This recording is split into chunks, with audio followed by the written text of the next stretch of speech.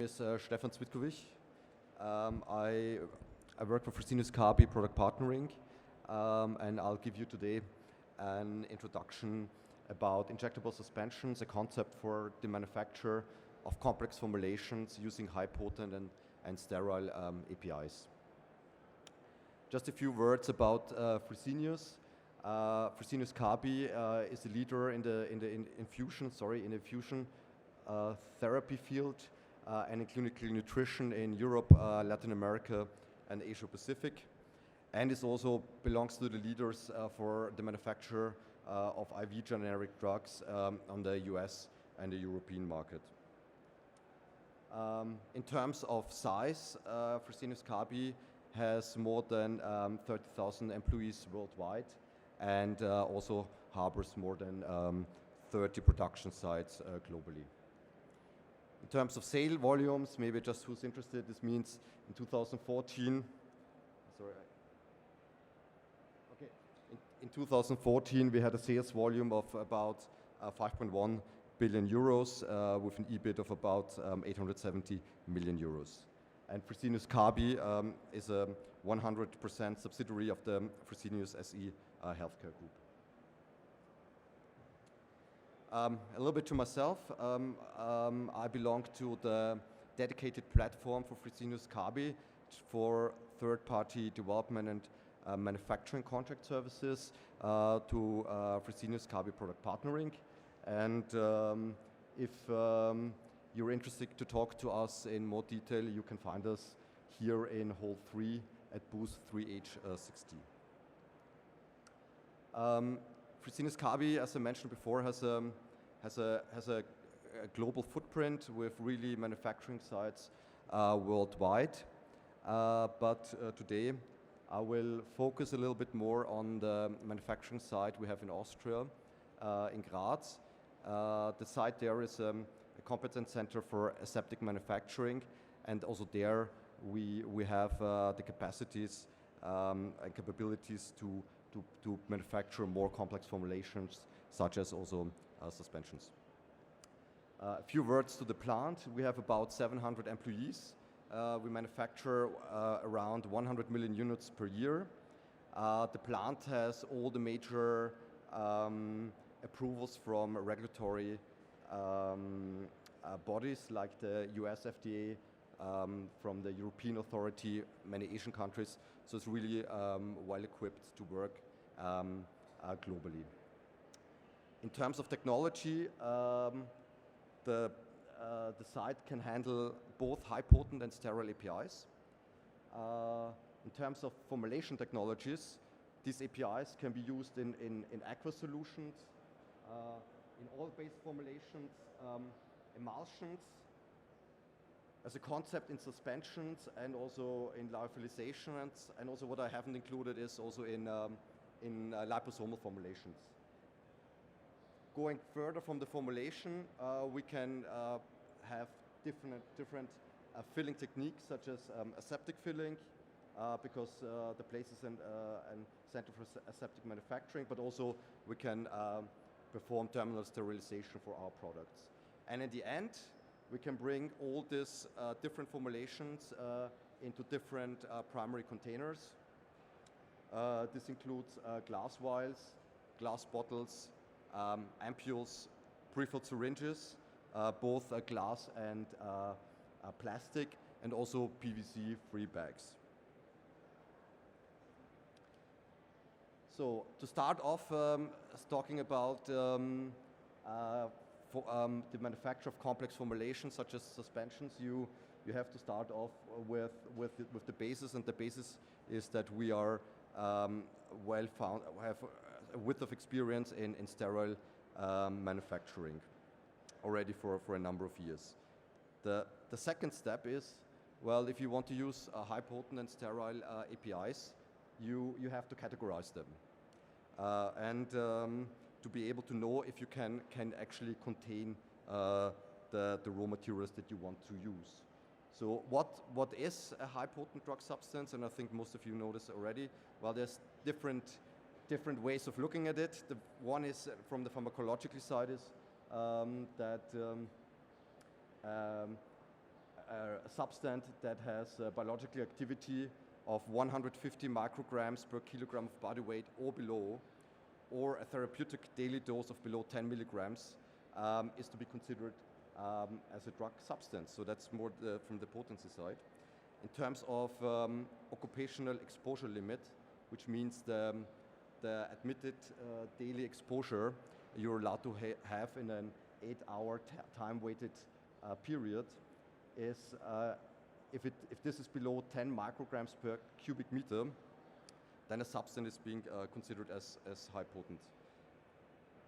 Another possibility is that you have very highly selective molecules that really specifically bind to receptors, inhibit enzymes, and have cause mutations, cancer,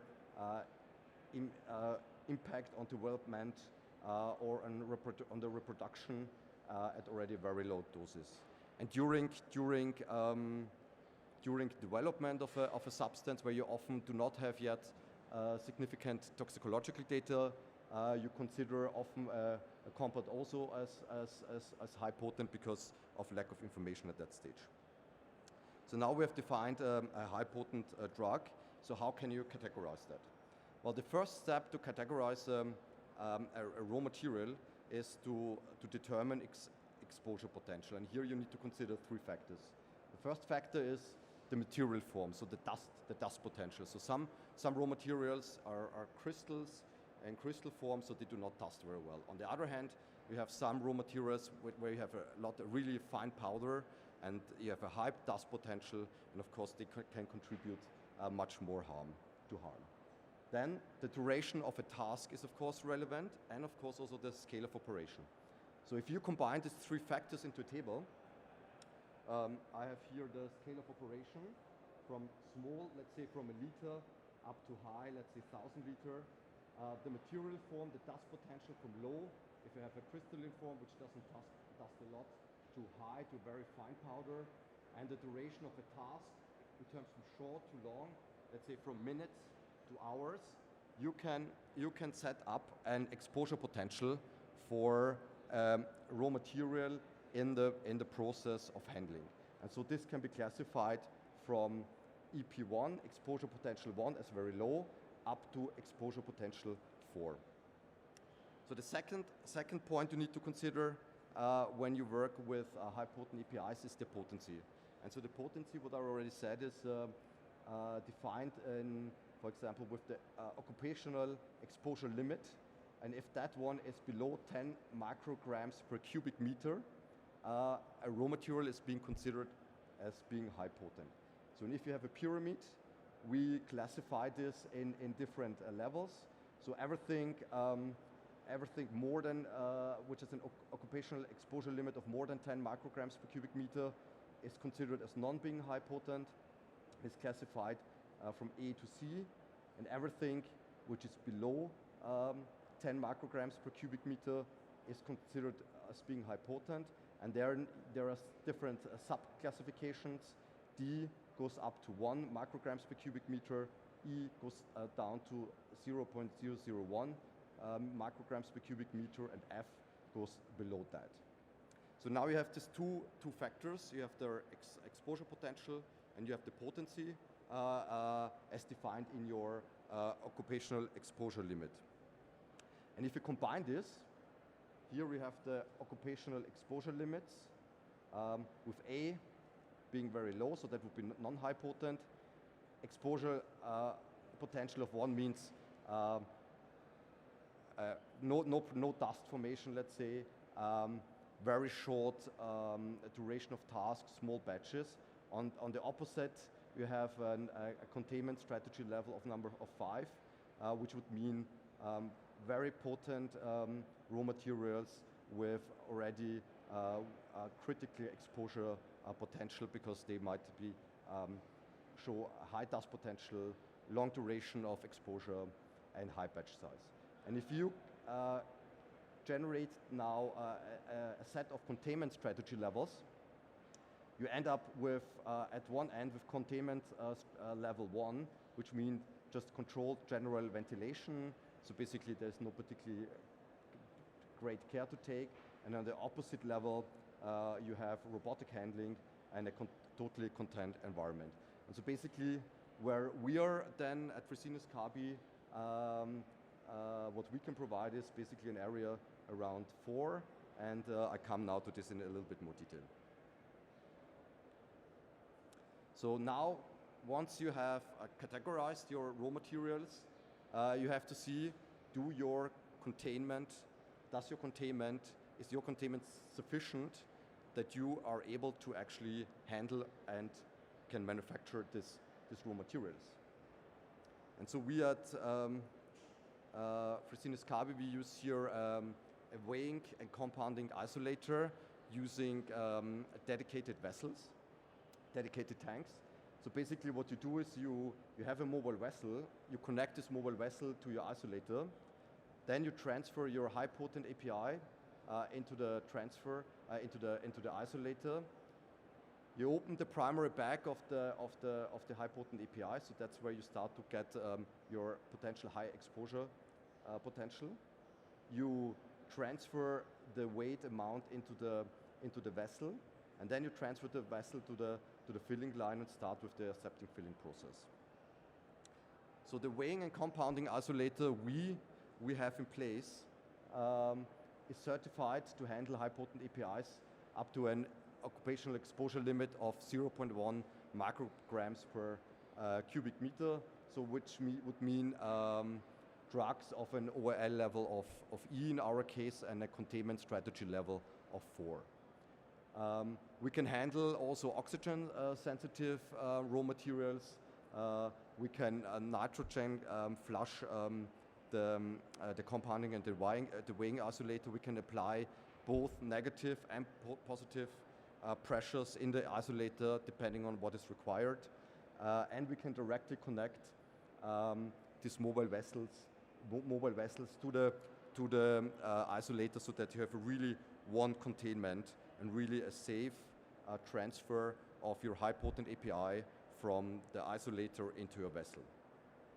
As the weighing isolator, you would transfer the sterile API into the weighing isolator. You weigh out the API on the scales, and you transfer it then into the mobile vessel under sterile aseptic conditions. So what are these additional key features that need to be considered for using handling sterile APIs in our weighing and compounding isolator? Well, we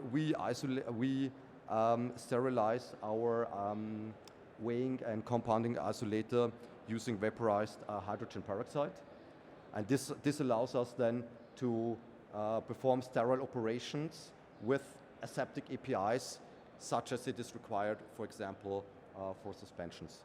For sterile APIs, we apply overpressure in the weighing isolator, and we have a direct and aseptic connection to our mobile vessels.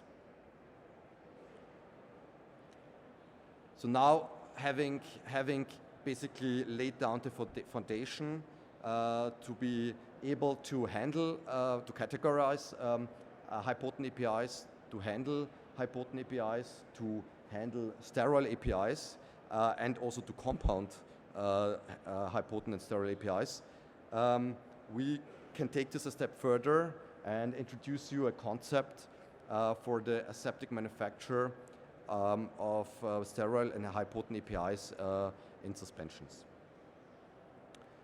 Just a few words to suspensions, just in very brief. Suspensions are just a coarse dispersion of an insoluble drug or substance in an aqueous or non-aqueous phase, so that would be then the dispersion medium. And critical for suspensions is that suspensions are inherently unstable due to various factors like flocculation, particle growth, sedimentation, and in the end, in the worst case, caking. And all these factors, they need to be considered first in the formulation development. Well, in formulation development, you would have to consider the particle size, the difference in density between your particles and your dispersion medium, the viscosity of your dispersion medium, factors that contribute to contract flocculation, etc. So these factors you would need to apply in the formulation development and to create a suspension which allows you also to go into a manufacturing process. And all these factors, particularly the sedimentation, of course also impacts on the manufacturing process, and that's somewhere where I will introduce you now a concept we have available. So the first thing is about the concept I want to introduce to you is the compounding stage.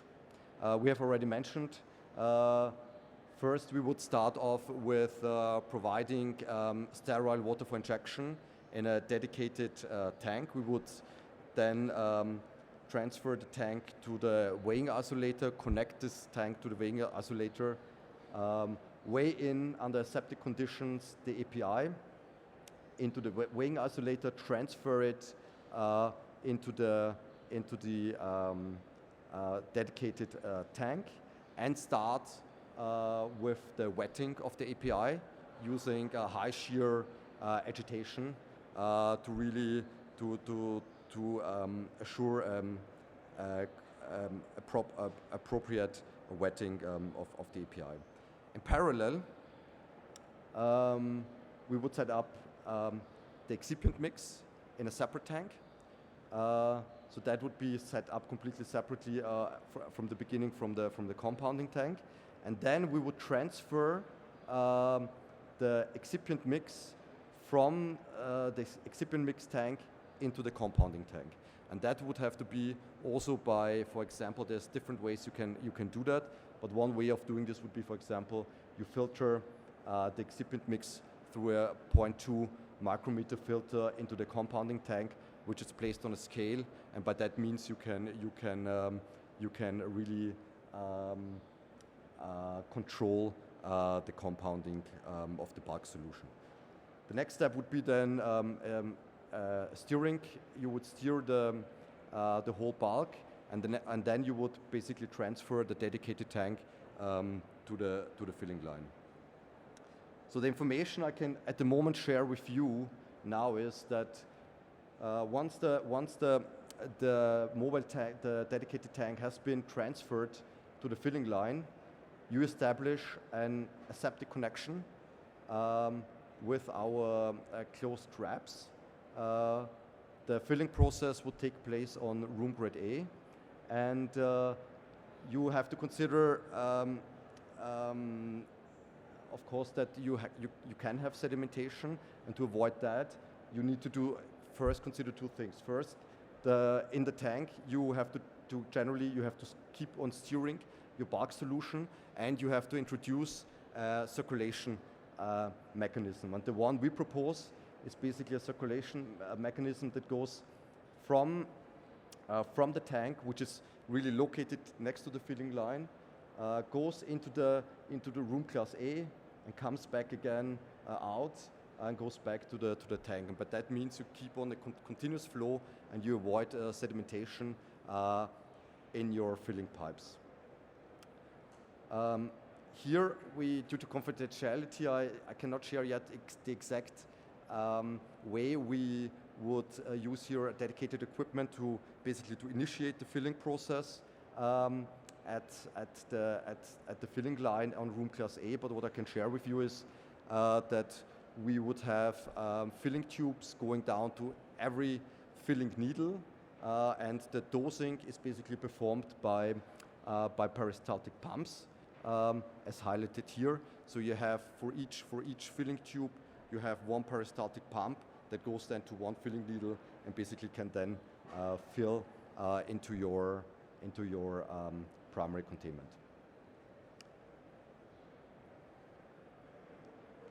The possibilities we have is we can at the moment fill high potent APIs, sterile APIs in this complex formulation, such as in suspensions into vials and into pre-filled syringes, both glass, plastic, and also here it's the same into glass and plastic pre-filled syringes of really different sizes.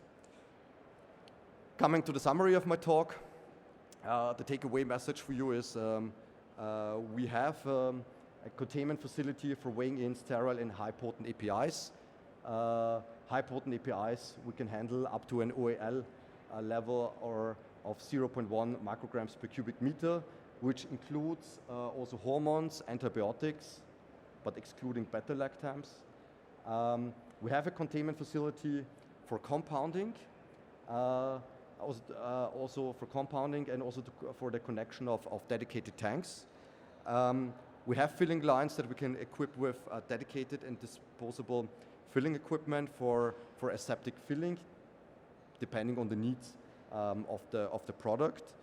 And we have a concept, a technical concept already for the manufacture of suspensions using high potent and sterile APIs in a variety of different primary containers. And at the end, I want to thank you for the attention, and thank you.